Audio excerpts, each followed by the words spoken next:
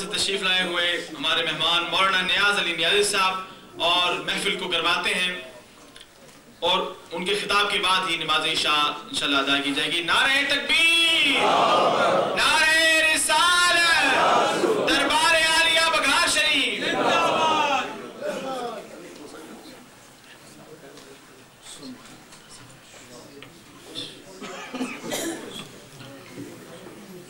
الحمدللہ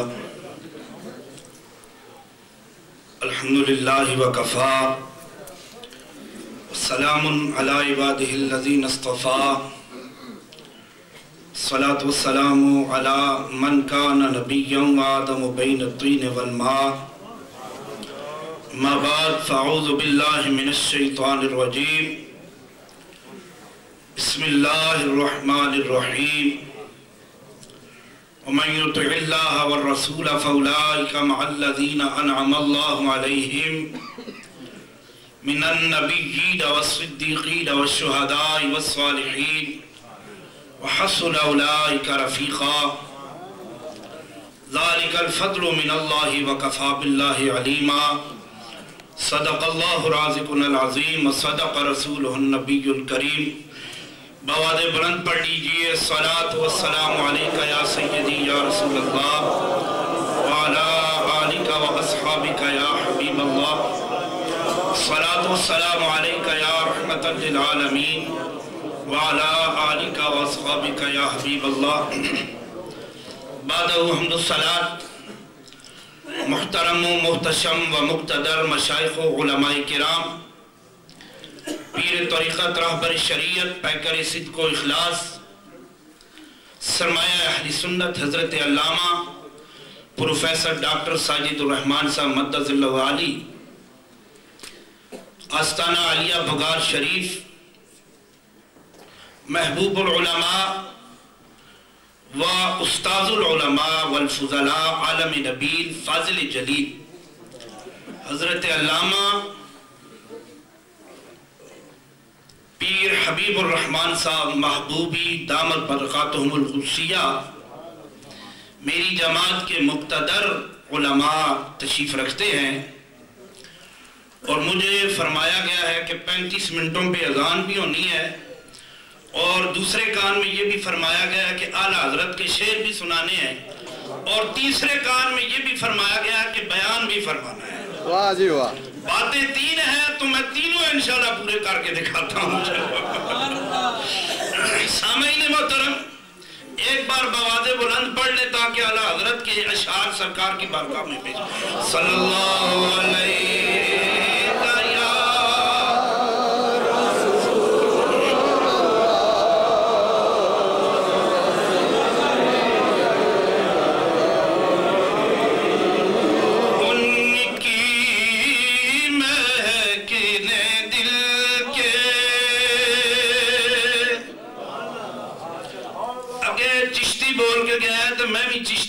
اسی استانے لگا میرا بھی تعلق ہے تے نقشبندیہ کو بھی بڑا فیض حاصل کیتا ہے میں تے اچھا کہہ دو سبحان اللہ۔ اگر سرکار کی بارگاہ میں حاضری لگوانا چاہتے ہو تو بآواز بلند کہہ دو ان کی مہکین دل کے غنچے کھلا دیے ہیں ان کی مہکین کھلا دیے ہیں جس راہ چل گئے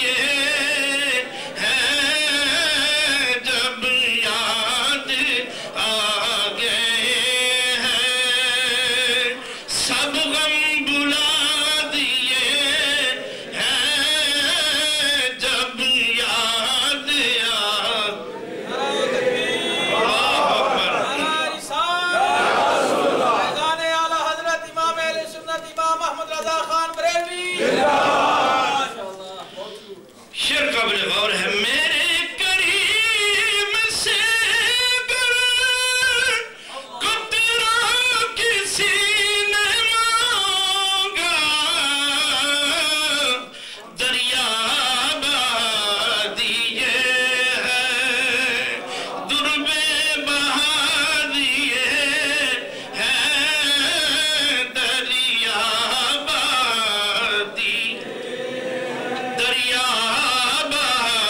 दिए हैं दुर्बे बहा दिए हैं, उनकी महकिले दिल के गुंचे खिला दिए।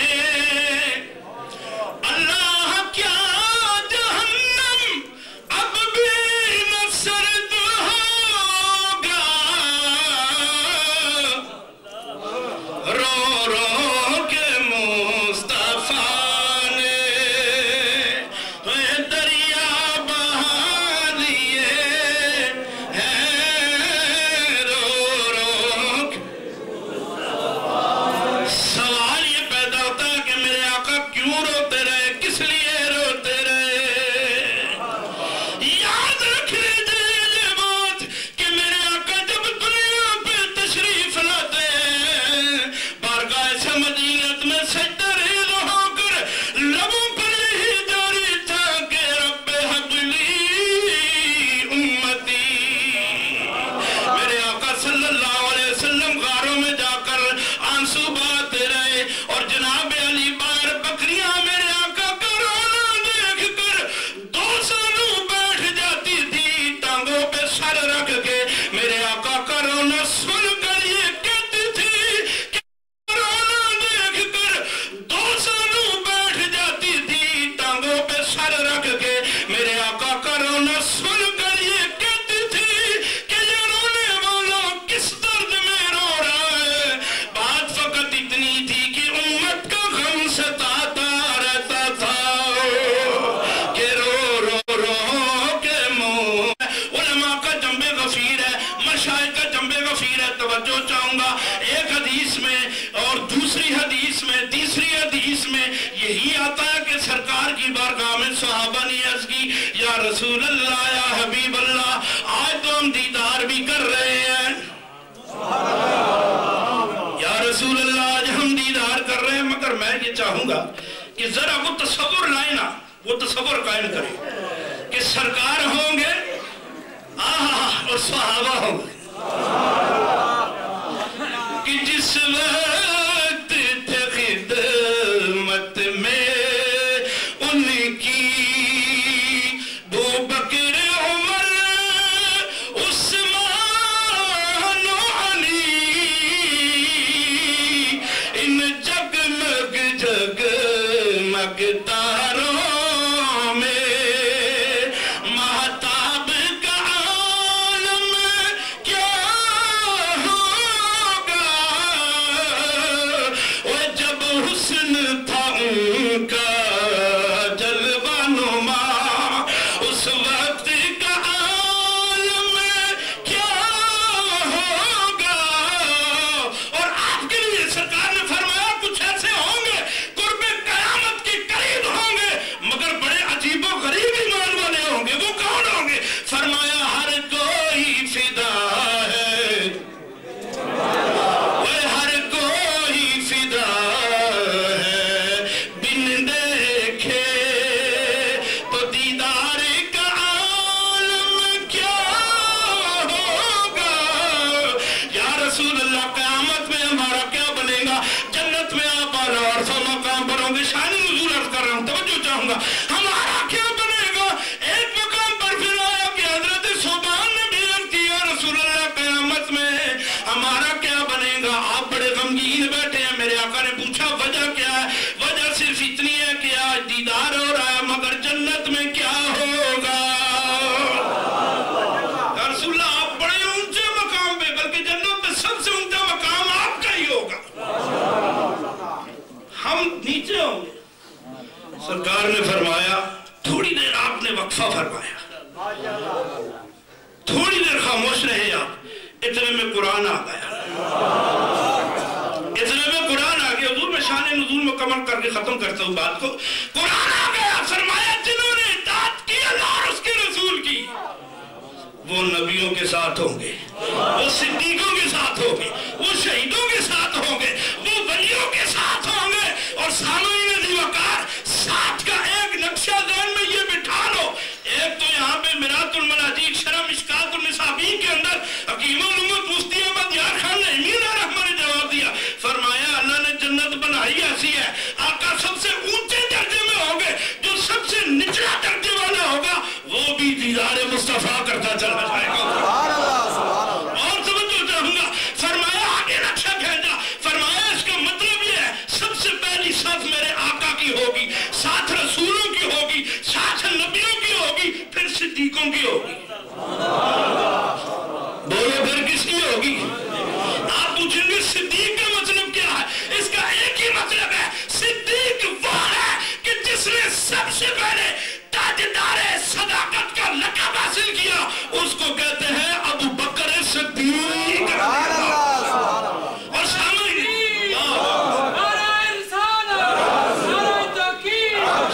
توجہ چاہوں گا میرے سامنے، یہ صدیقوں کی، فرمایا یہ شہداء ہے، اور ایک صف علیحدہ ہوگی جو ولیوں کی ہوگی۔ حضرت فاروق اعظم رضی اللہ تعالیٰ عنہ اس حدیث کے راوی ہیں، وہ فرماتے ہیں یہ سب پوچھیں گے یہ جو نظر آ رہے ہیں ان کے سروں پہ نورانی تاج سجے ہوئے یہ ہے کون؟ اللہ فرمائے گا یہ نبی نہیں، نبیوں کے غلام ہیں، مگر میرے سے محبت بڑی کرتے تھے۔ نبیوں کے غلام ہیں، میرے سے محبت بڑی کرتے تھے۔ تفسیر کا وقت نہیں، توجہ چاہوں گا، اب ہر کسی کی علیحدہ صف ہے۔ یہ جناب نقشبندی آ گئے، یہ قادری آ گئے، یہ سہروردی آ گئے، یہ چشتی آ گئے۔ اعلان ہوگا یوم ندعو کل اناس بامامہم، اس امام سے مراد کیا ہے؟ فرمایا اس سے مراد وہی امام ہے آج جس کے ہاتھ میں آپ نے ہاتھ دیا ہے، کل قیامت میں اسی کا، اسی کے ساتھ تمہارا پرچلات سے گزر ہوگا، اسی کے ساتھ آگے چراغے بولا۔ آخری بات، چراغے بولا سید نصیر الدین نصیر نے اس ساری جماعت کا نقشہ کھینچا، کوئی سہروردی ہے، کوئی چشتی ہے، کوئی قادری ہے، کوئی جناب علی نقشبندی ہے، کوئی شاذلی ہے، کوئی کون سے سلسلے سے تعلق رکھتا ہے۔ فرمایا ان کا انداز کیا ہوگا، نور آنکھوں میں تو چہروں پہ اجالے ہوں گے، نور آنکھوں میں تو، نور آنکھوں میں تو، ارے اس شاعر یہ کہتے ہیں جو فنافی شیخ ہو جائے، وہ فرماتے ہیں جس نے عشق میں ڈوب ڈوب کر اپنے شیخ کا دیدار کیا، جتنا وہ دیدار کرتا ہے اس کو اللہ اتنی ہی معرفت عطا کرتا ہے۔ جب معرفت عطا ہوتی ہے انہی آنکھوں سے وہ دیدار مصطفیٰ بھی کرتا ہے۔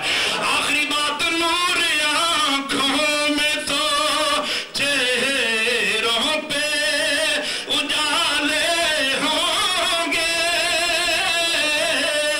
مصطفیٰ والوں کے انداز نرالے۔ سبحان اللہ۔ وآخر دعوانا